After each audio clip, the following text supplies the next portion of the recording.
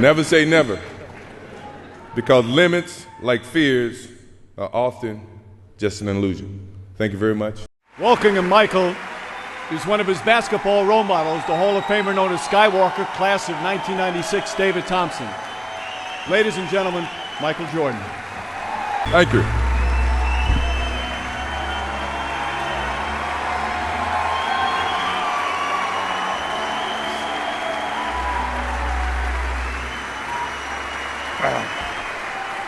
Thank you.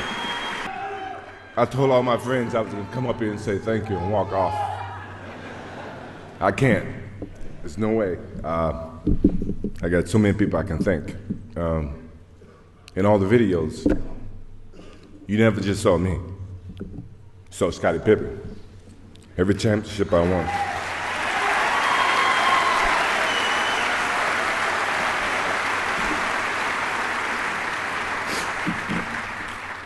I've had a lot of questions over the last 4 weeks, and everybody's saying, well, why did you pick David Thompson? I know why. David knows why, and maybe you guys don't know why, but as I grew up in North Carolina, I was 11 years old, 1974, I think, when you guys won the championship. And I was an anti-Carolina guy. I hated UNC. And here I ended up at UNC. But I was in love with David Thompson. Not just for the game of basketball, but in terms of what he represented. You know, we all, as Vivian said, we go through our trials and tribulations. And he did. And I was inspired by him.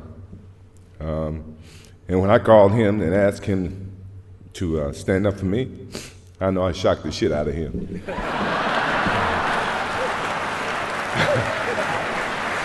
I know I did.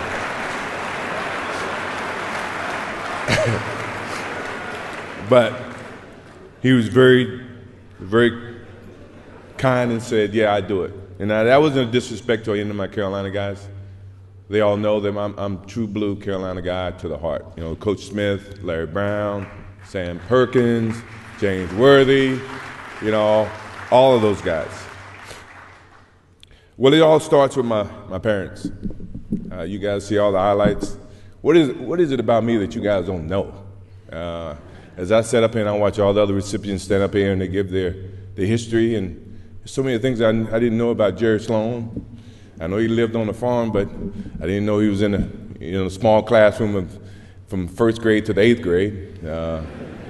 Even David Robinson, obviously I've known David for some time, and you know, I found some things out about him, and even with John, I found some bad things or good things about him, and even Viv, I've known Viv for years, and her and my father and my mom spent a lot of time on the Nike trips, and you know, I found out a lot of good things about her. But what about me that you guys don't know? I got two brothers, James and Larry. They're 5'4", 5'5" in height.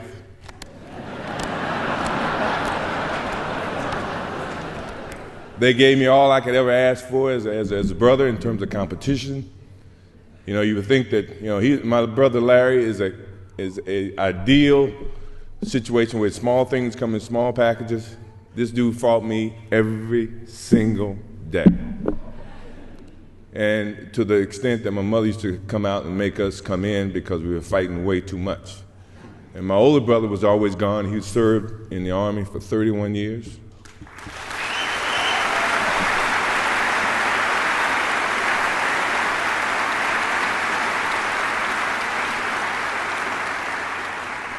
And the competition didn't stop there. My sister, who was 1 year younger than me, Roz, never wanted to be home by herself.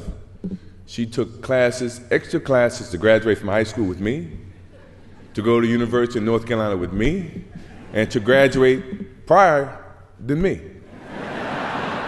And you guys sit and ask me where my competition or my competitive nature came from. It came from them. It came from my older sister. She was not here today, and my father, who's not here today, obviously he's with us and all of us.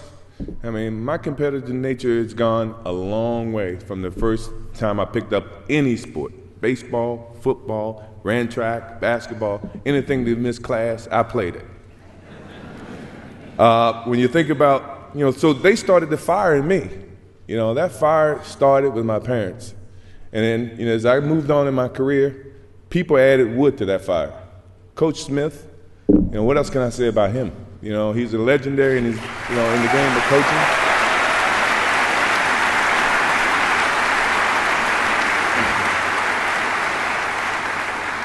And then there's Leroy Smith. Now you gotta think that's a myth. Leroy Smith was a guy, when I got cut, he made the team on the varsity team. And he's here tonight. He's still the same 6'7" guy. He's not any bigger. Probably his game is about the same. But he started the whole process with me because when he made the team and I didn't, I wanted to prove not just to Leroy Smith, not just to myself, but to the coach who actually picked Leroy over me. I wanted to make sure you understood you made a mistake, dude. And it didn't stop there. My competitive nature went right into the pros. I get to the Bulls, which I was very proud that at the time Jerry Reinsdorf didn't own the team. It was another organization, and Rob Thorne drafted me. Kevin Lockett was my first coach. Kevin used to take practices and put me in the starting five. And he'd make it a competitive thing where the losing team have to run. So now I'm on the winning team, and halfway in the game, halfway in the situation, he would switch me to the losing team. So I take that as a competitive thing by you trying to test me. And by 9 times out of 10, the second team would come back and win no matter what he did. So I appreciate Kevin Lockett for giving me that challenge, providing that type of fire within me. He threw another log on that fire for me. Jerry Reinsdorf. What else can I say? The next year I come back, I broke my foot. I was out for 65 games. And when I came back, I wanted to play. He and the doctors, they came up with this whole theory that you can only play 7 minutes a game, but I'm practicing 2 hours a day.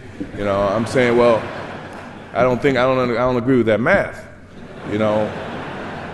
And back then, it was about whoever had the worst record get the most balls in the ping pong balls, and you can decide what pick you're gonna have. But I didn't care about that. I just wanted to win. I wanted to make the playoffs.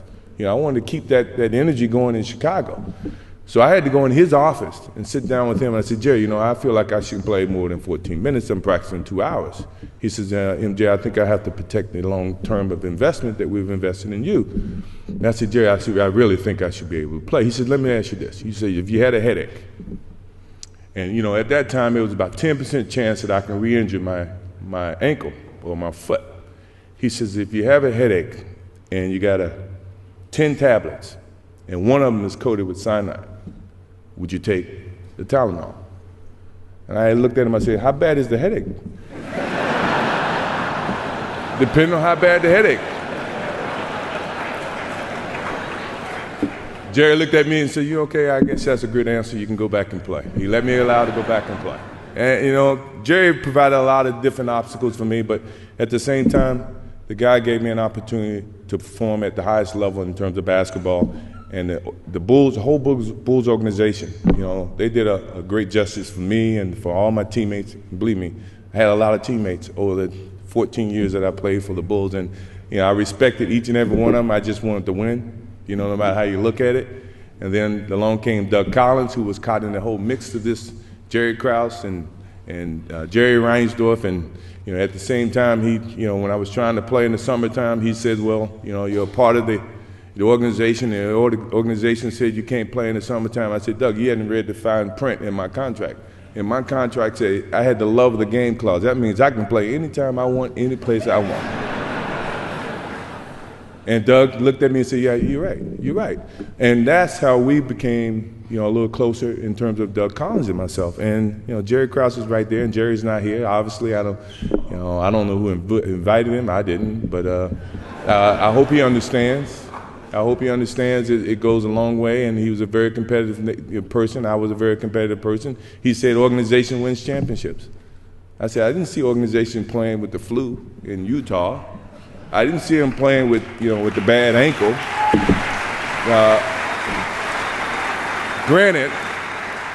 Granted, I think organizations put together teams, but at the end of the day, the teams got to go out and play.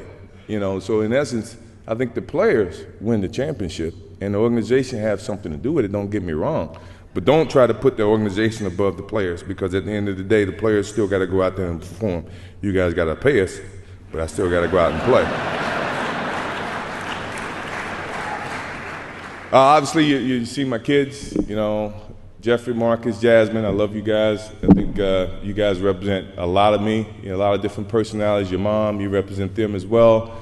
I think that you guys have a heavy burden. I wouldn't want to be you guys if I had to, because of all the expectations that you have to deal with. But you guys, I love you guys. You guys just don't know. You got a whole host of people supporting you, family, friends, people that you don't know. Relatives coming out of the woodworks, no matter how you look at it.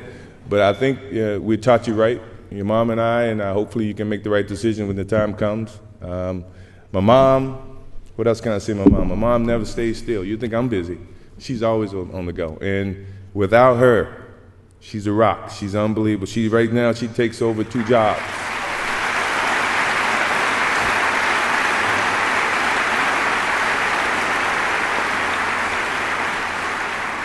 She's an unbelievable woman. If I got anybody that's nagging me each and every day, it is her. And she constantly keeps me focused on the good things about life. How people perceive you, how you respect them, what's good for the kids, what's good for you, how you're perceived publicly, second thought, take a pause and think about, things that you do. And that all came from my parents, came from my mom. And she's still at this stage, and I'm 46 years old, she's still parenting me today. And that's a good thing about that lady. I love her to death. I love her to death.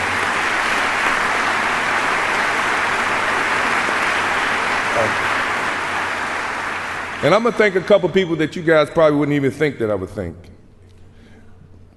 Isaiah Thomas, Magic Johnson, George Gervin. Now, they say it was a so-called freeze-out in my rookie season. I wouldn't have never guessed, but you guys gave me the motivation to say, you know what? Evidently, I haven't proved enough to these guys. I got to prove to them that I deserve what I've gotten on this level. And no matter what people may have said, if it was a rumor, I never took it as truth. But you guys never froze me out because I was just happy to be there, no matter how you look at it. And from that point forward, I wanted to prove to you, Magic, Larry, George, everybody, that I deserve to be on this level as much as anybody else. And hopefully, over the period of my career, I've done that, without a doubt. Even in the Detroit years, we've done that.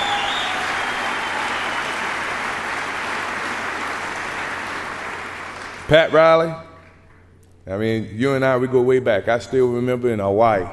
You remember in Hawaii where you and I was coming in, you were, I guess, leaving, and you decided to stay a couple extra days, but you were in my suite, and they came and they told you had to get out of my suite. And you slid a note underneath my door, although you had to move, you did move. You slid a note saying, I enjoyed the competition, congratulations, but we will meet again. And I take the heart in that because I think, in all honesty, you are just as competitive as I am, even from a coaching standpoint. And you've challenged me every time I played the Knicks, the Heat. I don't think you were with the Lakers, but anytime I played against you. Phil Jackson is, to me, he's a professional Dean Smith. He challenged me mentally, not just physically. He understood the game, along with Tex Winter. They taught me a lot about the basketball game. Tex being the specialist, I could never please Tex.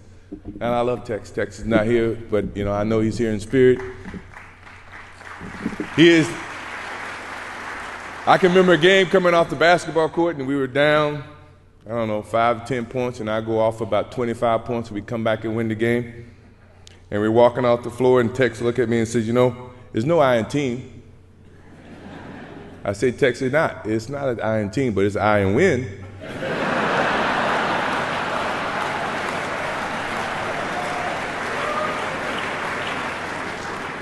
I think he got my message. I'd do anything to win.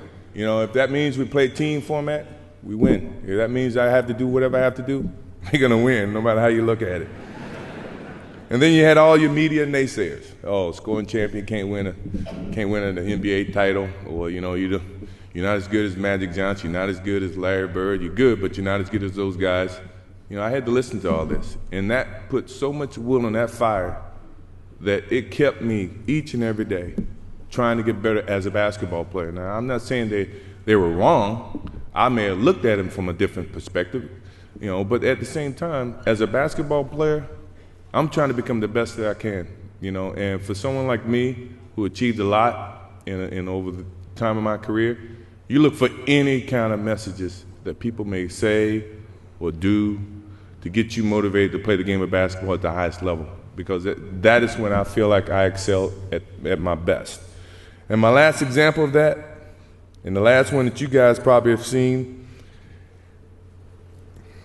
I hate to do it to him, but he's such a nice guy. And when I first met Bryon Russell, John and Carl should remember this. I was in Chicago in 1994. I was working out for baseball. They came down for a workout and shoot around. I came over to say hello. And at this time, I had no thoughts of coming back and playing the game of basketball. And Bryon Russell came over to me and said, "You know what, man, why'd you quit? Why'd you quit? You know I can guard you. If I ever see you in a pair of shorts, you remember this, John?" And so when I did decide to come back in 1995, and then we played Utah in 96, I'm at the center circle, and Bryon Russell sitting next to me, and I look over to Bryon. I said, "You remember this conversation you made in 1994 about I think I can guard you, I can shut you down, I would love to play against you. Well, you about to get your chance." And believe me, ever since that day, he got his chance. I don't know how succeeding he was, but I think he had his chance, and believe me, I relished on that point, and from this day forward, if I ever see him in shorts, I'm coming at him.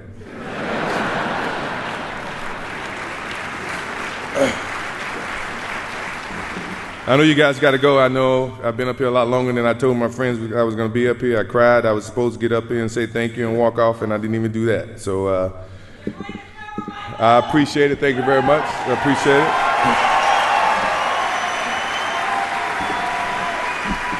As I close, the game of basketball has been everything to me. It's my refuge, my place I've always gone when I needed to find comfort and peace. It's been a source of intense pain and a source of most intense feelings of joy and satisfaction, and one that no one can even imagine. It's been a relationship that has evolved over time and has given me the greatest respect and love for the game. It's provided me with a platform to share my passion with millions in a way I neither expected nor could have imagined in my career. I hope that it's given the millions of people that I've touched the optimism and the desire to achieve their goals through hard work, perseverance, and positive attitude. Although I'm recognized with this tremendous honor of being in the Basketball Hall of Fame, I don't look at this moment as a defining end to my relationship with the game of basketball. It's simply a continuation of something that I started a long time ago. One day you might look up and see me playing the game at 50. Oh, don't laugh. Don't laugh. Never say never. Because limits, like fears, are often just an illusion. Thank you very much. Look forward to it.